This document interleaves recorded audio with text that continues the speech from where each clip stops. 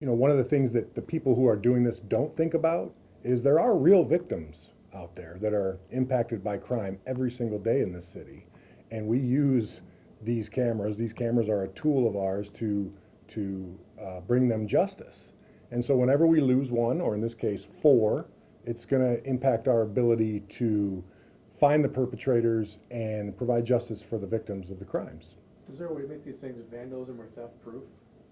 Well, I think we're probably going to look into, that's a conversation that we're going to have with Flock to figure out a way to kind of strengthen the infrastructure to protect the devices so that going forward, it's not as easy as it is now to damage or steal one. What message do you want to send to the people that are doing this, and what message is it sending to the community for the people that are doing this?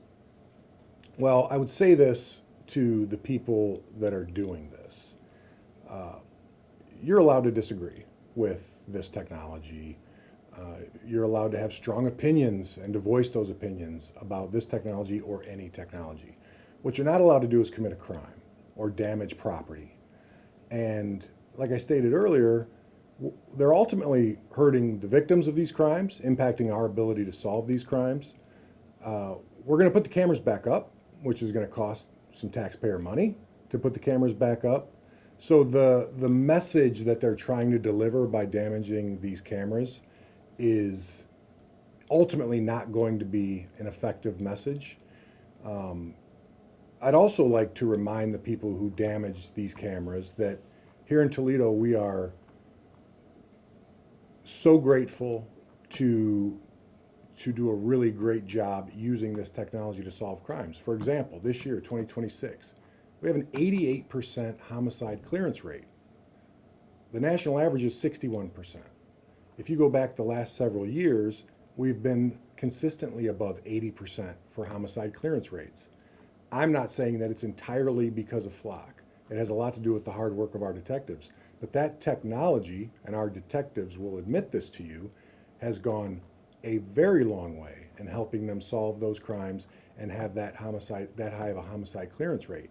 These are real victims that are impacted by real crimes, and we're using this technology to bring them justice.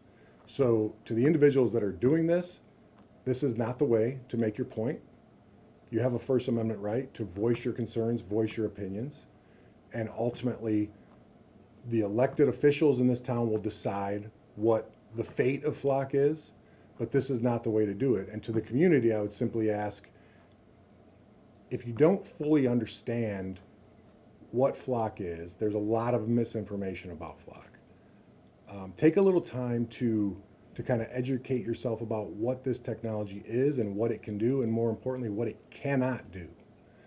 And I think most people, when you really dig into what this technology cannot do specifically, you'll understand that it's not nearly as invasive as people think it is, and it's a tremendous tool for law enforcement all across the country to solve crimes and bring victims of crimes justice.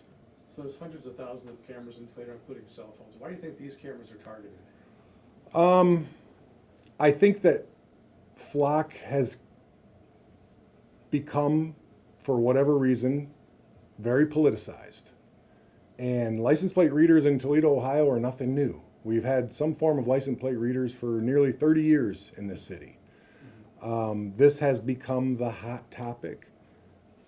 Why? I don't know. I understand the concern about overreach and abuse of technology and Big Brother and government's always watching.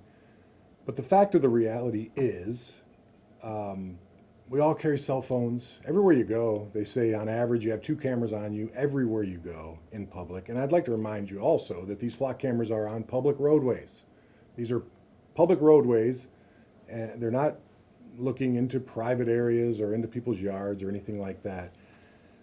I just view it as this: technology, whether you love it or hate it, is here to stay. And if we can leverage it to make people safer, to make the community safer, to keep our homicide clearance rates very, very high, then I think that we should do that, and we should absolutely do it responsibly safely. People should trust that we're not abusing the information. But at the end of the day, flock cameras and the information they provide us are just too valuable. It's probably the most valuable tool that we've ever had in my time here with the police department in 25 years. And you went, One thing, just, when you talk about cameras being on the cars for 20, 30 years, I've heard from people that the difference now is the data. It's not, it used to be shared in your department with your people, but now it can go across the country. Is there a way maybe that the data sharing needs to be tweaked that could bring people around to want it or to be more accepting of them? Yeah, I think the data sharing is a fair concern. I mean, we know that crime, criminals, missing people cases, they're kind of transient. They go anywhere. Criminals love to leave the state and try to get away from the jurisdiction that is investigating them. So I understand the concern, but I also understand the need for sharing nationwide. We don't share with anybody that doesn't get permission from us first for us to share with. So it's not like there's just blanket sharing with every agency that has flock. We have to approve the sharing. And we do share with a lot of agencies, and they share with us as well. And that's what makes the technology unique, but that's also what makes it so effective. and you mentioned it's a hot topic. Social media, the comments are fueling kind of, it seems like a movement to keep cutting these cameras down on every post you see. What is your message to that? What are you thinking about that? Well, I think it's a bad message because ultimately the people that are doing this are going to find themselves in pretty serious trouble.